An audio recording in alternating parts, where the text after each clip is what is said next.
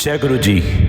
दोस्तों ये है आपका अपना प्रिय आरजे आदि कश्यप मुंबई से मानुस और आपके लिए लेकर आया है आपका मन पसंद प्रोग्राम पॉजिटिव कर्मा। आज है एपिसोड नंबर 548। दोस्तों आज की शुरुआत करूंगा लाख टके की बात से और मुझे उम्मीद है कि ये आपको पसंद आएगा और उसके बाद सुनाऊंगा एक बहुत ही सुंदर सी कहानी, वो भी आपको पसंद आएगी। दोस्तों औलाद की वफादारी का पता बुढ़ापे में चलता है और बहन की वफादारी का पता उसकी जवानी में चलता है। अगर भाई है तो भाई की वफादारी का पता शादी के बाद चलता है और पति की वफादारी का पता पत्नी की बीमारी में चलता है। पत्नी की वफादारी का पता पति के गरीबी में चलता है। जब पति गरीब होता है तब मालूम चलता है कि पत्नी कितनी वफादार है। और दोस्तों अंत में दोस्त की वफादारी का पता दोस्त की परेशानी में चलता है। आरजे आदि कश्यप मुंबई चा मानुस। दोस्तों दिवाली का समय चल रहा है और मैं आपको एक उसी के उपलक्ष्य में एक छोटी सी कहानी सुनाना चाहता हूँ और कहानी का शीर्षक है छोटी छोटी खुशियाँ। आरजे आदि विशेष कुछ अलग हो जाए। शुरुआत करता हूँ इस कहानी की कुछ इस प्रकार। दोस्तों दिवाली की साफ सफाई चल रही थी, नए सामान भी आ रहे थे। एक दिन एक महिला ने सफाई के दौरान अपनी किचन से सभी पुराने बर्तन निकाले। पुराने डब्बे, प्लास्टिक के डब्बे, पुराने डोंगे, कटोरियां, प्याले और थालियां, सब कुछ तो बदलना था और सब कुछ उसकी निगाह में बहुत पुराना और बेकार हो गया था। सभी पुराने बर्तन उसने एक कोने में रख दिए और बाजार से नए लाए हुए बर्तन करीने से रखकर उसको सजा दिया। बड़ा ही पौश लग रहा था अब उसका किचन। फिर वो सोचने लगी कि अब ये पुराना सामान कबाड़े वाले को दे दिया जाए तो समझो कि हो गया सफाई का काम, साथ ही पूरा सरदर्द भी खत्म। इतने में उस महिला की काम वाली आई। दुपट्टा खोसकर वो फर्श साफ करने ही वाली थी कि उसकी नजर कोने में पड़े पुराने बर्तनों पर गई और वो बोली, बाप रे मैडम आज इतने सारे बर्तन घिसने होंगे क्या? और फिर उसका चेहरा जैसे तनावग्रस्त हो गया। महिला बोली, अरे नहीं, ये सब तो कबाड़ वाले को देने हैं, सब बेकार है मेरे लिए।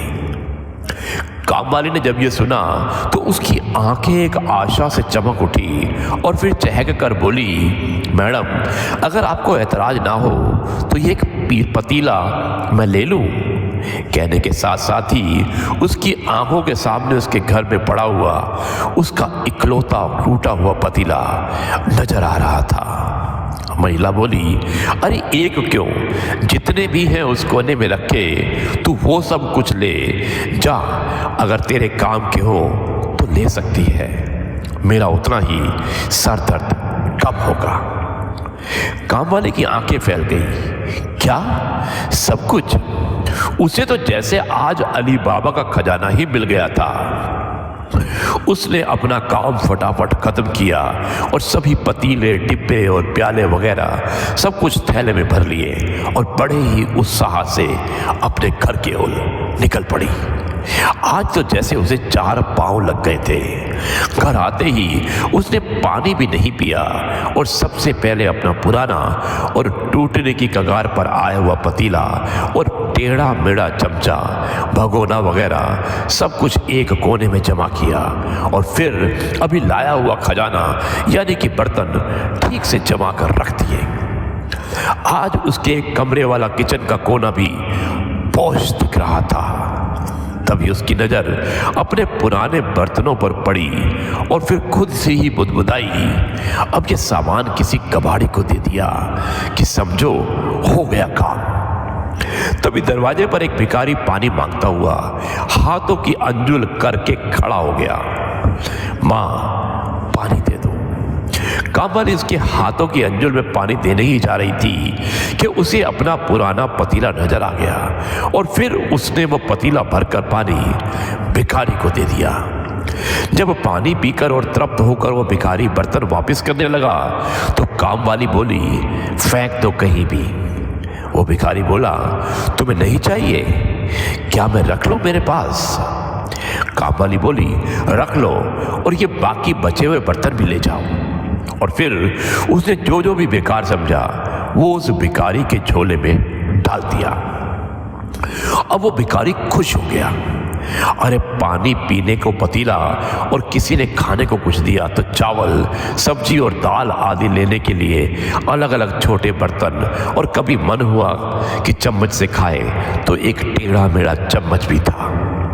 आज उसकी फटी झोली पौष दिख रही थी।